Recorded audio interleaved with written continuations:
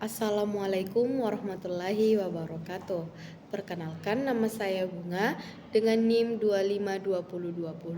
2520203887220022. Saya merupakan mahasiswi dari program studi Tadris IPS Fakultas Tarbiyah Institut Agama Islam Negeri Parepare. Adapun tujuan dari pembuatan video ini untuk memenuhi ujian akhir semester pada mata kuliah metode pembelajaran oleh Ibu Fauzia Zahrawati B, MPD. Pada kesempatan video kali ini, saya akan mempresentasikan salah satu metode pembelajaran yang sangat relevan dengan tuntutan kurikulum modern, yaitu metode Project Based Learning atau PJBL. Selama kurang lebih 10 menit ke depan, kita akan membedah metode ini mulai dari landasan teori, langkah penerapan, hingga analisis efektivitasnya. Mari kita mulai. Pertama, mari kita pahami apa itu Project Basic Learning. Nah, secara sederhana, PJBL adalah metode pembelajaran yang berpusat pada peserta didik, di mana mereka tidak hanya duduk mendengarkan ceramah, tetapi aktif melakukan investigasi mendalam terhadap suatu masalah yang nyata. Hasil akhir dari proses ini adalah sebuah produk nyata yang dihasilkan oleh siswa. Metode ini tidak muncul begitu saja, melainkan memiliki landasan teoritis yang kuat. PJBL berakar dari teori belajar konstruktivisme yang dikembangkan oleh tokoh-tokoh besar seperti Jean Piaget dan Lev Vygotsky. Nah, teori ini menyatakan bahwa pengetahuan itu dibangun sendiri oleh siswa melalui pengalaman aktif, bukan sekadar dipindahkan dari guru ke kepala siswa. Selain itu, filosofi PJBL ini sejalan dengan gagasan John Dewey, yaitu learning by doing atau belajar melalui tindakan nyata. Jadi, siswa belajar paling efektif ketika mereka terlibat langsung dalam menyelesaikan masalah di dunia nyata.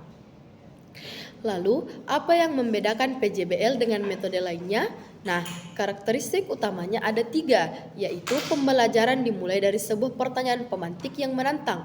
Siswa memiliki otonomi atau kebebasan untuk merancang penyelidikan mereka sendiri. Adanya hasil akhir berupa produk, baik itu laporan, model, video, atau perwarupa. Untuk menerapkannya di kelas, kita menggunakan 6 langkah atau sintaks. Nah, yaitu langkah pertama, menentukan pertanyaan mendasar, di mana guru melemparkan masalah nyata yang ada di sekitar siswa. Kemudian, langkah kedua, menyusun perancangan proyek, di mana siswa membuat aturan main, memilih alat, dan membagi tugas kelompok. Langkah ketiga, menyusun jadwal, di mana guru dan siswa menyepakati timeline atau batas waktu pengerjaan proyek. Nah, langkah keempat, memantau perkembangan proyek. Nah, disinilah peran guru yang sebagai fasilitator yang memonitor jalannya kerja kelompok siswa. Nah, langkah kelima, penilaian hasil kelompok. Nah, kelompok mempresentasikan produk yang telah mereka buat di depan kelas dan guru memberikan penilaian. Kemudian, langkah keenam atau langkah yang terakhir, yaitu evaluasi pengalaman belajar, di mana guru dan siswa melakukan refleksi bersama tentang kesulitan apa yang mereka hadapi selama proses pembelajaran dan bagaimana cara mereka memperbaikinya. Nah, sama seperti metode pembelajaran lainnya, Project Basic Learning tentu memiliki sisi kelebihan dan juga tantangan tersendiri. Kelebihan dari metode PJBL ini adalah meningkatkan motivasi belajar siswa karena materi yang dipelajari terasa bermakna dan nyata. Kemudian, mengembangkan keterampilan abad ke-21 seperti berpikir kritis, kreativitas, komunikasi, dan kolaborasi kelompok. Kemudian, membuat suasana kelas menjadi lebih dinamis dan tidak membosankan. Nah, namun, kita sebagai calon pendidik juga harus mengantisipasi kekurangan atau tantangan dari metode ini. Nah, diantaranya metode ini memerlukan alokasi waktu yang relatif lebih lama dibandingkan metode ceramah. Kemudian, metode ini membutuhkan biaya atau fasilitas yang lebih untuk membuat produk atau alat bahan tertentu. Kemudian, ada resiko di mana siswa yang kurang aktif akan bergantung pada temannya yang lebih dominan di dalam kelompok. Agar lebih terbayang, mari kita lihat contoh penerapannya pada mata pelajaran IPA di kelas 7 mengenai pencemaran lingkungan. Nah, alih-alih meminta siswa menghafal jenis-jenis limbah, guru memberikan pertanyaan pemantik seperti bagaimana cara mengatasi masalah sampah plastik yang menumpuk di kantin sekolah.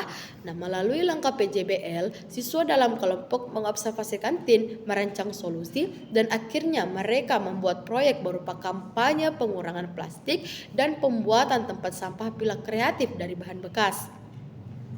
Mereka mendesain, membuat, dan mempresentasikannya di sekolah. Nah, berdasarkan berbagai studi dan analisis, metode PJBL ini sangat efektif dalam meningkatkan hasil belajar siswa. Nah, secara kognitif, pemahaman siswa terhadap materi pencemaran lingkungan menjadi jauh lebih mendalam karena mereka mengalaminya sendiri. Secara efektif dan psikomotorik, hasil belajar mereka meningkat pesat, terlihat dari tumbuhnya sikap peduli lingkungan, tanggung jawab, serta keterampilan motorik dalam membuat produk. Untuk ada berapa atau bagi berapa? Kalian kan sudah dibagi kelompok ya, sudah kelompok kemarin. Ada yang 5 orang, ada yang 6 orang, juga yang mungkin laki-laki, ada yang 6 dan 7 orang. Seperti itu.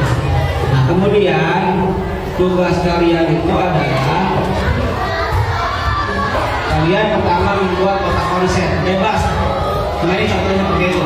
Dan pertanyaannya sudah ada di PowerPoint di layar. 1. Definisi halal haram. Yang kedua, sebab-sebab halal haram tadi ada. Nah, kemudian yang ketiga dampak halal dan haram. Dan kemudian yang keempat contoh mana yang halal zati, mana yang halal dari sifatnya, mana yang haram zati dan halal zati, mana yang sifatnya haram dan sifat halal, kemudian prosesnya halal atau haram, begitu. Nah, kemudian di akhir kan kalian sudah bawa itu apa? Makanan halal, kan contohnya lihat. Nah, nanti kalian di sana tulis di paling bawah itu di header ya, ditulis apakah makanan itu halal atau tidak. Sedangkan untuk tugasnya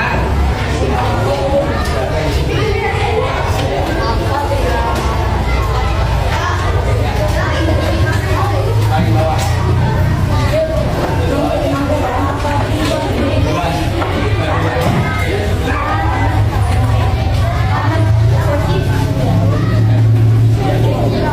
Untuk produk bisa di bawah.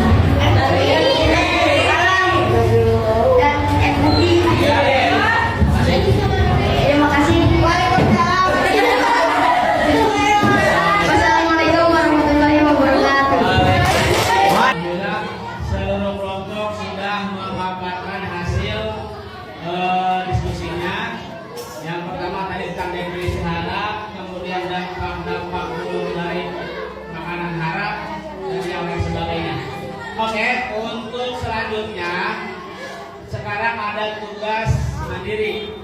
Waktunya hanya 10 menit. Ya, soalnya tadi Pak Ahmad akan membagikan LKPD waktunya maksimal 10 menit. Ya, silakan untuk kursinya diperbaiki dulu. Kursinya diperbaiki dulu. Dinormalkan lagi. Terima kasih LKPD atau Lembar Kerja Prasaja Didik. Ini tugasnya tidak banyak, cuma 1 sampai 4 saja. Waktu pengerjaannya hanya 10 menit ya. Pengerjaannya hanya 10 menit. Oke, Pak Ahmad akan bagikan.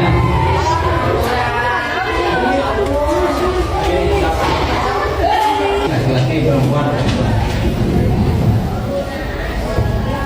Nah, sebagai kesimpulan, Project Basic Learning bukan sekedar metode untuk membuat kerajinan tangan atau tugas kelompok biasa, melainkan sebuah strategi komprehensif untuk menyiapkan siswa menghadapi tantangan dunia nyata di masa depan. Sebagai calon pendidik, menguasai metode ini adalah langkah krusial untuk menciptakan kelas yang hidup dan bermakna. Mungkin demikian dari presentasi yang dapat saya sampaikan mengenai metode Project Basic Learning atau PJBL. Kurang dan lebihnya mohon dimaafkan. Assalamualaikum warahmatullahi wabarakatuh.